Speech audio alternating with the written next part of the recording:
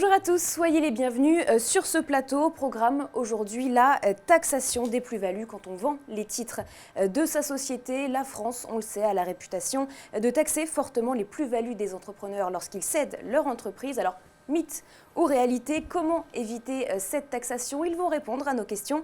Ce sont nos experts, Olivier Feiss, avocat associé du cabinet Horatio. Bonjour Olivier et merci d'être avec nous. Bonjour Marie. Et Xavier Delabarrière, expert comptable chez ECL Direct. Bonjour Xavier. Bonjour Marie. Alors, la taxation des plus-values de cession, comme on les appelle, quand on vend sa société, qu'est-ce qu'on paye, Olivier? Eh bien, aujourd'hui, lorsque l'on cède les titres de sa société d'exploitation, on paye de l'impôt sur le revenu, de l'impôt sur la plus-value. Et dans les cas les plus importants, quand la plus-value est la plus importante, on paye également la contribution exceptionnelle sur les hauts revenus. Ça veut dire que pour un dirigeant, lorsqu'il vend son entreprise, il peut avoir une ponction fiscale qui peut aller jusqu'à 46,5% d'impôt sur le revenu et de prélèvements sociaux. D'accord, donc comment est-ce qu'on pourrait éviter ça? Alors pour éviter ça, eh bien, au niveau de l'impôt sur le revenu, il n'y a pas beaucoup d'échappatoires, hein. Le moyen qui peut éventuellement être mis en œuvre, c'est de constituer une société, une holding, suffisamment à l'avance pour que la société holding vende la société d'exploitation. Et il faut savoir qu'en France, les sociétés qui vendent des titres d'une société d'exploitation ne supportent pratiquement aucun impôt sur la plus-value. Et alors à ce moment-là, pourquoi est-ce que tout le monde ne le fait pas? Il faut quand même retenir deux choses importantes, hein. C'est qu'aujourd'hui, constituer une société holding, suppose quand même une certaine anticipation. Il faut l'avoir créée suffisamment à l'avance et le plus tôt possible tant qu'à faire. Et la deuxième chose importante, c'est que la société holding vend les titres de la société d'exploitation. Donc c'est également elle qui encaisse le produit de cette cession.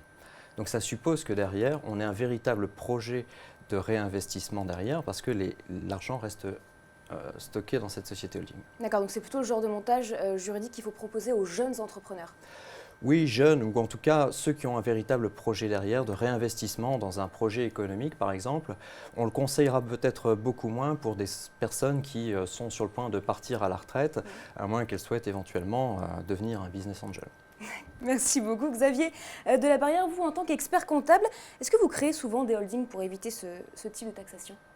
Alors en général, nous les clients viennent déjà avec leur holding. Pour certains, on les crée bien évidemment. Mais lorsque nous sommes maîtres d'œuvre sur ce type de montage, ce qu'on propose en général à nos clients, c'est de panacher l'investissement 2 tiers via la holding et 1 tiers en direct, personne physique. Pourquoi? Parce que la législation évolue, on vient de le dire, celle de holding est extrêmement favorable. Et puis le deuxième point, c'est que en général, un jeune chef d'entreprise, lorsqu'il réalise une partie des actifs à la quarantaine, il aime bien profiter un peu de ce qu'il a récupéré pour l'investir à des fins personnelles, donc à le sortir de l'holding. D'accord, donc en fait tout va dépendre de l'évolution de la taxation des plus-values dans les holdings et pour les personnes physiques. Oui, c'est exactement ça. La tendance naturelle, tout le monde la connaît, vous la connaissez, enfin, la tendance actuelle, c'est une taxation de plus en plus forte des personnes physiques. Au niveau des holdings, il y a une concurrence européenne qui est telle que la France ne peut pas faire n'importe quoi. Et de ce fait-là, elle doit s'aligner sur les niveaux de taxation des autres États, donc un niveau très très faible par rapport à celui des personnes physiques. Donc en un sens, est-ce que la France ne serait pas, on peut le dire, un paradis fiscal? Alors, paradis fiscal, le mot est un peu fort, mais d'une certaine façon, oui, lorsqu'on investit via une holding, en tous les cas, on peut bénéficier d'une taxation extrêmement réduite. Très bien, merci beaucoup messieurs de nous avoir éclairés sur ces différents points et je vous dis à très vite sur ce plateau. Merci de nous avoir suivis.